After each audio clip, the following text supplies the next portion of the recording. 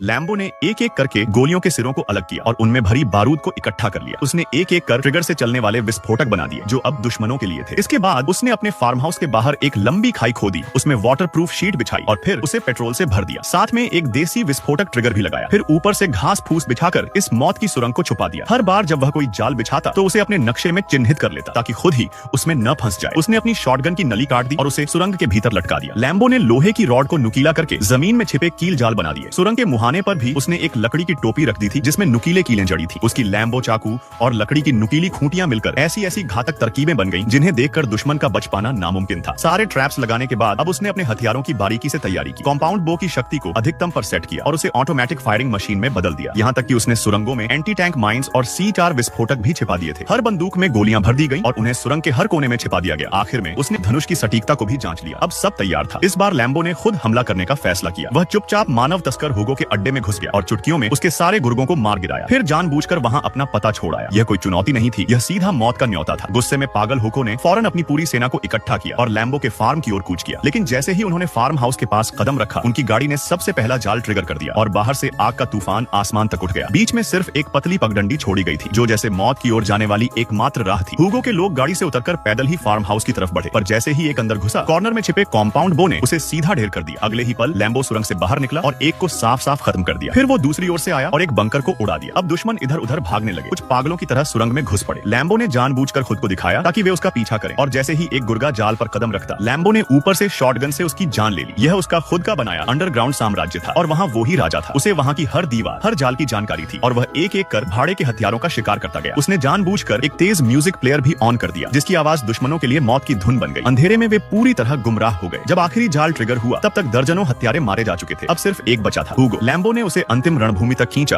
और जैसे ही हुगो वहां पहुंचा, लैम्बो ने सारे गहरे दबे हुए विस्फोटकों को एक साथ उड़ा दिया। विस्फोट इतना भयानक था कि सब कुछ धूल में मिल गया और उस दिन पाप का अंत हो गया।